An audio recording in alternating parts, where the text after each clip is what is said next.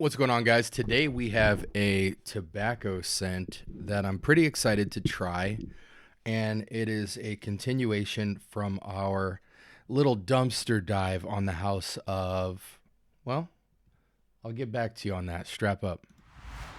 Okay, feeling for two. I watch that head move side to side as I let the sin into the room. You are on top, let's connect minds. Trying to get into a mood. We gon' be fine. Close up the blinds, no rush. Finish the food. All right, welcome to the house. Welcome to the house. Welcome to the scent bubble. I'm your host for the late evening, as you can tell. From the house of Santa Maria Novella, we have Tabacco Toscano. A continuation of our dumpster dive on this house.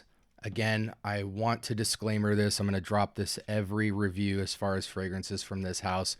Please, if you haven't already, look at my initial introduction and brief history. Look at the house of Santa Maria Novella, which is located in Italy and is a very long-standing house. We're talking hundreds of years, and they started out as a kind of pharmacy slash church slash herbalist group, and then got into fragrances, and I break down the whole history of that. So definitely check that out before you get into this. Okay, Tabacco Toscano, the only information I can give you beforehand on the initial impressions is it says here on the bottle Acqua di Colonia, so I think it's that particular line of Santa Maria. Also, this fragrance is dedicated to the world-famous Toscano cigar, first introduced in 1818 in the Tuscan town of Lucia. I don't want to read any more details about the scent. Let's just dive in. Tobacco scent. That's really all you need to know. I actually want to put it on skin.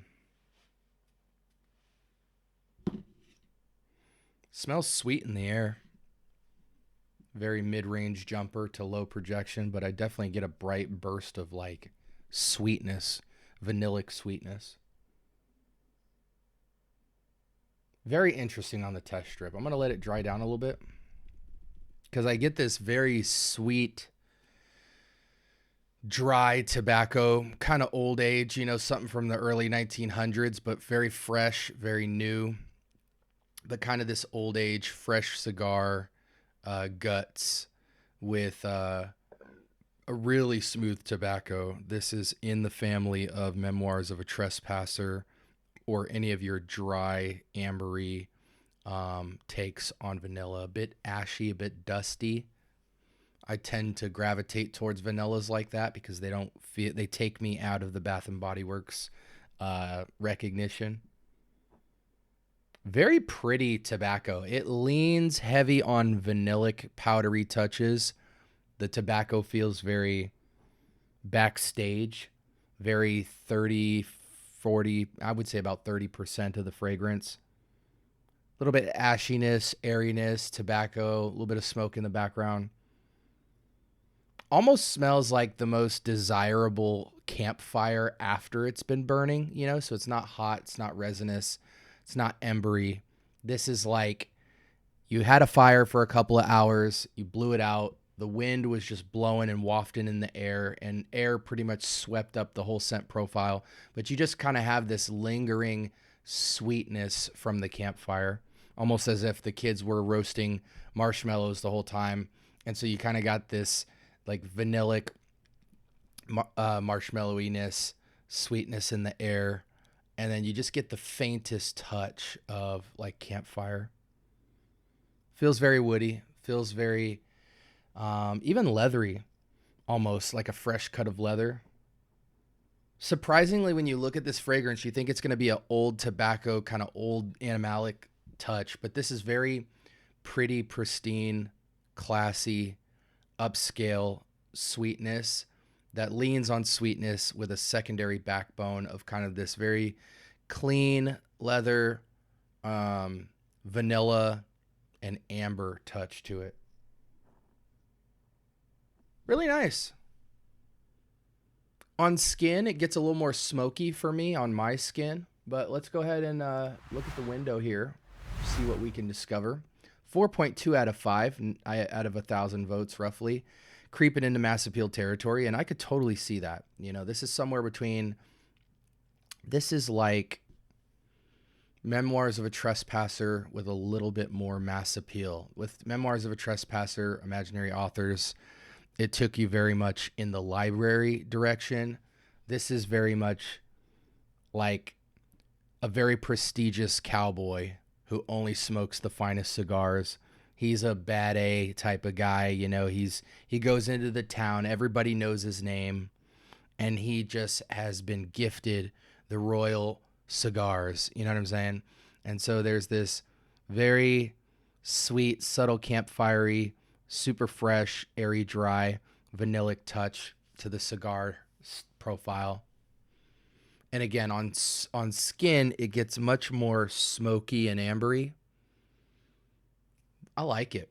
I really like it. I really like it. It's very safe for anybody who would be intimidated by tobacco at all. This is very not quite tobacco, but just enough to call it tobacco. Tobacco leaf and bergamot up top. You don't get the bergamot. That just aids the freshness. For those of you that don't know, bergamot is oftentimes used as a pop note to kind of just brighten the top. So this is mostly a sweet tobacco opening.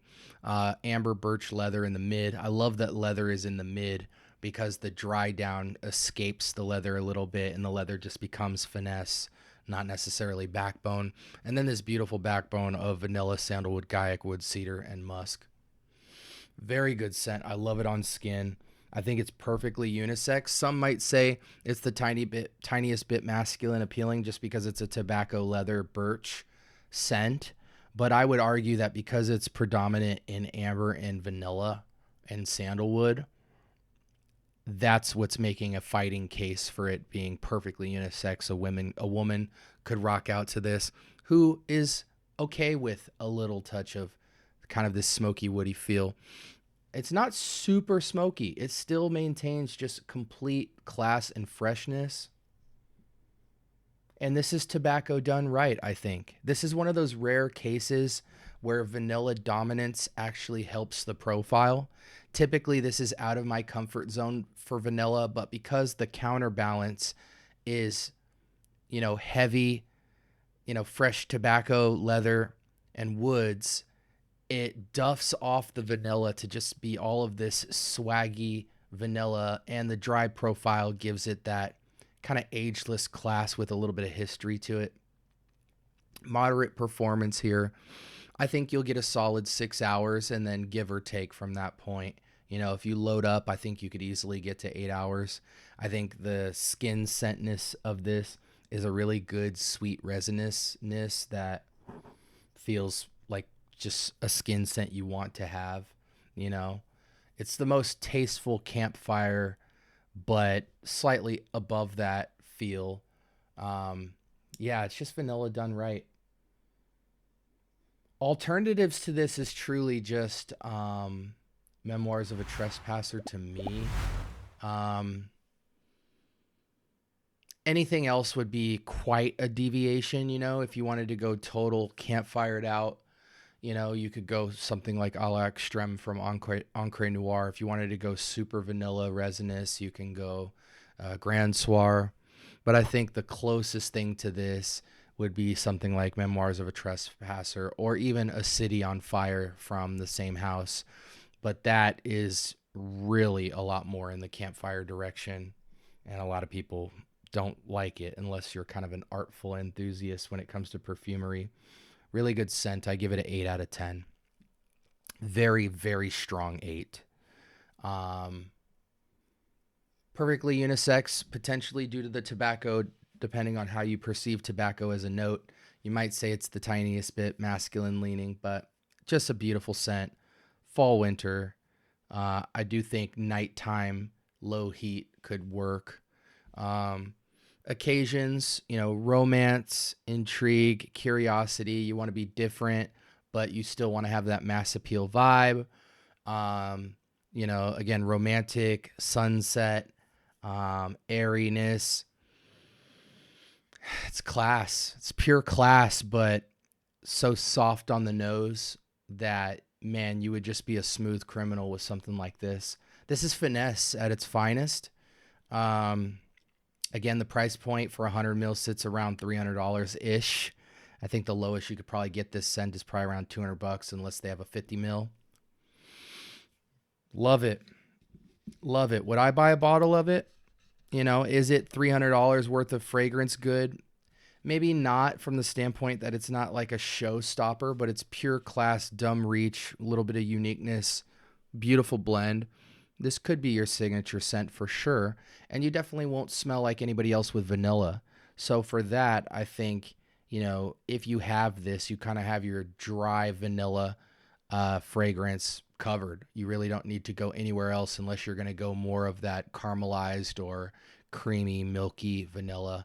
Then, you know, you can make a case for like a Grand Soir type of scent, or even something more animalic like Absolute Aphrodisiac or something like that. Or go heavy woods, light vanilla, you know, Ombre Noir, a la Extreme, City on Fire, stuff like that.